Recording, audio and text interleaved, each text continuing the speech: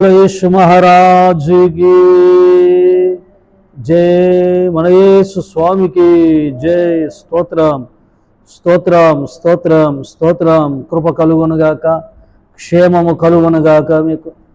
నా ప్రభు మరి ఆ పరమందు నుండి, ఆ నిత్య సీయోను నుండి నా ప్రభు మిమ్మలను దీవించునుగాక. నా ప్రభు దక్షిణ హస్తం మిమ్మలను బలపరుచునుగాక. ఈరోజంతా నా ప్రభు మిమ్మల్ని బలపరుచునుగాక. క్షేమము కలుగునుగాక, శుభము కలుగునుగాక, లాభము కలుగునుగాక, కృప కలుగునుగాక.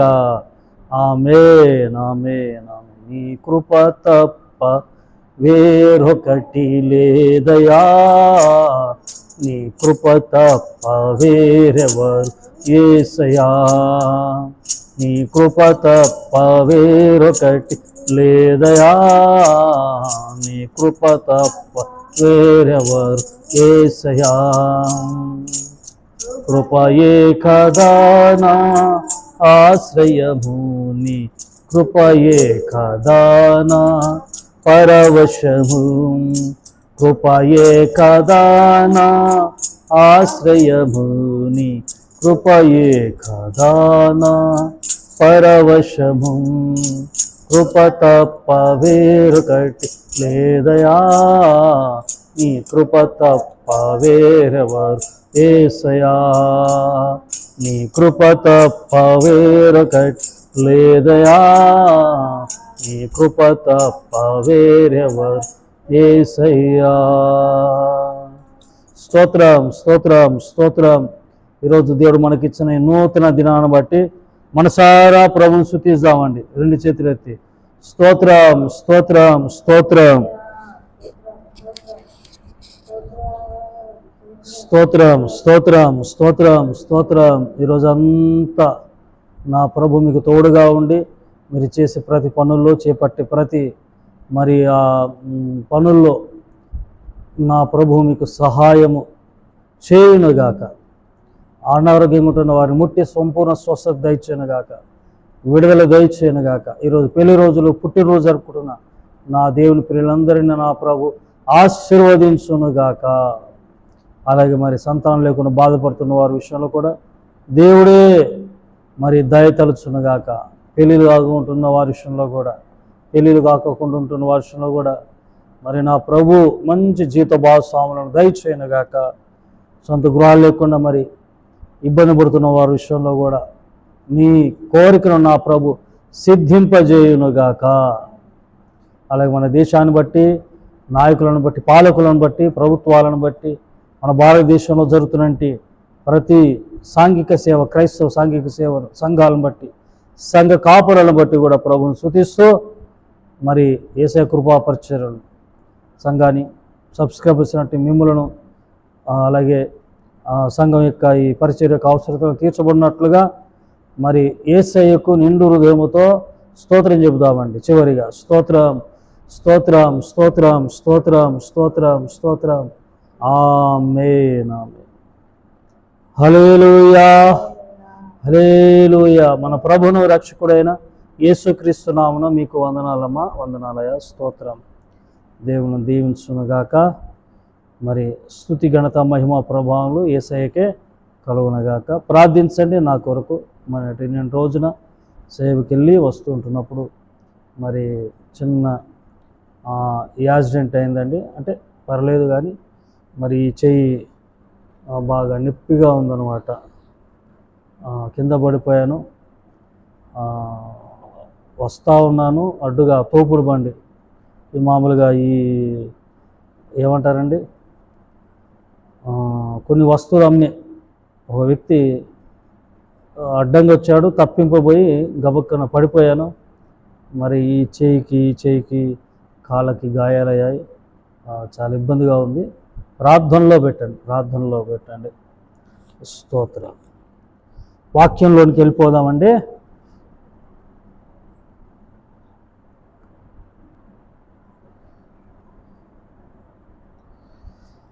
ఆమేన్ హల్లెలూయా. స్తోత్రం. ఎందుకు నేను ప్రార్థనలో పెట్టానని చెప్పానంటే, పౌలు అంటాడు మా కొరకు ప్రార్థన చేయండి. పౌలు అంత గొప్ప సేవకుడే. మరి సంఘాన్ని పట్టుకుని నాకు మా కొరకు ప్రార్థన చేయండి అన్నాడు.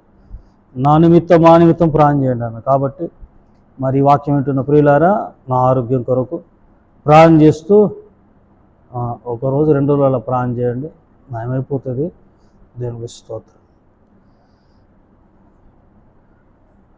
సరే అండి, మరి లూకా సువార్త యోహాను సువార్త 14వ అధ్యాయం 3వ వచనం చదువుతాను. యోహాను 14:3. నేను వెళ్ళి మీకు స్థలము సిద్ధపరిచిన యెడల నేనుండు స్థలంలో మీరును ఉండులాగున మరల వచ్చి నా యొద్ద నుండుటకు మిమ్మల్ని తీసుకొని పోదును. నేను వెళ్ళి మీకు స్థలము సిద్ధపరిచిన యెడల నేనుండు స్థలములో మీరును ఉండులాగున మరలా వచ్చి నా యొద్ద నుండుటకు మిమ్మల్ని తీసుకొని పోదును. ఇది పరలోక ఆనందం. ఏ ఆనందము? 2 ఆనందాలు ఉంటాయి. ఒక వ్యక్తి 2 ఆనందాలు అనుభవించాలి. ఒకటి ఈహమందు ఆనందం, ఈహపరమైన ఆనందం. రెండవది ఏంటంటే పరసంబంధమైన ఆనందం. లూకా సువార్త 10వ అధ్యాయం, లూకా సువార్త 10వ అధ్యాయము 17 నుండి 20 వరకు నేను చదువుతాను. లూకా శుభవార్త 17వ అధ్యాయము 10వ అధ్యాయం 17 నుండి నేను చదువుతాను. ఆ 70 మంది శిష్యులు, మంచి వినండి శ్రద్ధగా, ఆ 70 మంది శిష్యులు సంతోషంతో తిరిగి వచ్చి, ప్రభువా, దయ్యములు కూడా నీ నామంలో మాకు లోబడుచున్నవని చెప్పగా ఆయన, సాతాను మెరుపు వలె ఆకాశం పరుట సూచితిని. ఇదిగో పాములను తేలను త్రొక్కుటకును శత్రు బలమంతటి మీద మీకు అధికారము అనుగ్రహించున్నాను, ఏదియు మీకెంత మాత్రము హాని చేయదు. శ్రద్ధ వినండి. అయినను దయ్యములు మీకు లోబడుచున్నవని సంతోషింపక మీ పేరులు పరలోకముందు వ్రాయబడినవని సంతోషించుడని వారితో చెప్పాను. 70 మంది శిష్యులను దేవుడు ఏర్పరచుకున్నాడు. మరి ఆయన నామ పేరిట ఏం జరుగుతున్నాయంట? దయ్యాలు పోతున్నాయి, లోబడుతున్నాయి. మరి బైబిల్లో రాయబడింది. వాళ్ళు ఎలా వస్తున్నారంట?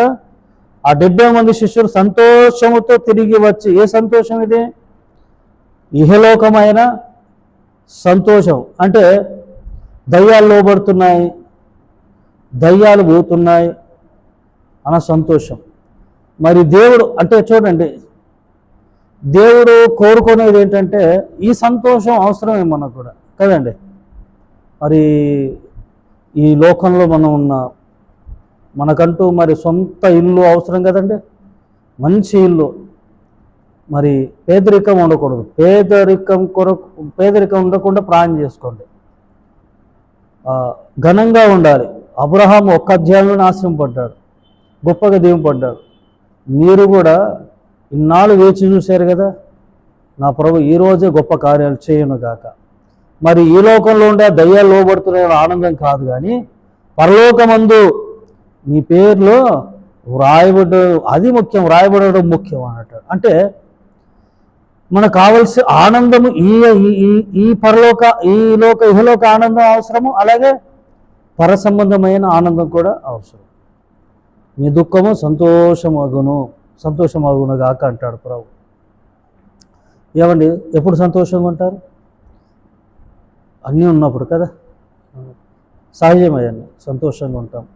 ఏమీ లేనప్పుడు బాధగా ఉంటాం. కష్టపడండి. ఏంటంటే 2 చేతులు జోడించి చెప్తున్నానండి, యవనస్తులు ఎవరైనా చూసేవారు ఎవరైనా ఉంటే బాగా చదువుకోండి, కష్టపడండి. వయసు వచ్చాక కష్టపడలేరు. ఒక వయసు 40-50 వచ్చాక నేను ఇప్పుడు సంపాదిస్తాను అని అంటే అది అంటే అది వీలు పడదు. యవన కాలంలో బాగా చదువుకోండి, కష్టపడండి, వ్యాపారాలు చేయండి, ఉద్యోగాలు చేయండి. ఫస్ట్ నీతి రాజ్యాన్ని వెతుకని దేవుని నీతి రాజ్యం సంఘంలో అంటుకట్టుబడి ఉండి సహవాసంలో ఉండండి, ప్రార్థనలో ఉండండి, రొట్టె విరుచుటలో ఉండండి, సహవాసంలో ఉండండి.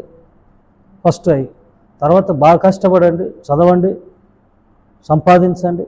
మంచి సొంత గృహాలు ఉండాలి ప్రతి ఒక్కరికి, విశాలమైన సొంత కార్లు, చక్కగా దీవెనకరంగా ఉండాలి. ఓ క్రైస్తవుడు, ఈ భాగ్యం ఎంతో గొప్పది. క్రైస్తవులకు పిలువడుతున్న మనము మన ప్రాంతానికి, మన దేశానికి మనము దీవెనకరంగా ఉందుముగాక. అవన్నీ ఉన్నప్పుడు మనకు సంతోషం కలుగుద్దా లేదా? వీటికంటే ఇంకా సంతోషం ఏంటంట, ప్రభు అంటున్నాడు, మీ పేర్లు జీవ గ్రంథం ముందు వ్రాయబడి ఉన్నామని సంతోషించండి అంటాడు అక్కడ. చివరిగా నేను చదివి ముగించేస్తానండి. ఏమంటున్నాడు అక్కడ? అయినను దయ్యములు మీకు లోబడుచున్నామని సంతోషింపక, మీరు సంతోషిస్తున్నారు తప్పనట్లేదు, సంతోషింపక మీ పేర్లు పరలోకమందు వ్రాయబడి ఉన్నవని సంతోషించుడని చెప్పాను. మీరు సంతోషిస్తున్నారు, సంతోషించండి. ఈ సంతోషం కంటే ఇంకా మీ పేర్లు జీవ గ్రంథమందు వ్రాయబడి ఉన్నవి. దయ్యాలు లోబడుతున్నాయి కదా, దయ్యాలు లోబడుతున్నాయి కదా, మరి అన్నీ ఉన్నాయి కదా, లోకంలో అన్నీ ఉన్నాయి కదా, సంతోషించండి. అయితే వాటికంటే ఇంకా సంతోషించాల్సిన విషయం ఏంటంటే మన పేర్లంట జీవ గ్రంథంలో వ్రాయబడి. ప్రైజ్ ద లార్డ్, హల్లెలూయా. ఈ సంతోషము సంతోషం మీకు సమృద్ధిగా కలుగునుగాక. ప్రార్థన అండి. పరిశుద్ధుడా మహోన్నతుడగు తండ్రి, వాక్యం ఉన్న ప్రియులకు ఆయా ఈ సంతోషము సంతోషం సమృద్ధిగా దయచేయండి. ఈ లోకంలో ఉండే దీవెనలో ప్రభా కలిగి ఉంటే ఎంతో సంతోషం. అలాగే ఈ సంతోషం అవసరము. పరమందు జీవగ్రంథంలో మా పేర్లు వ్రాయబడి ఉన్నాయని మీరు అన్నారు.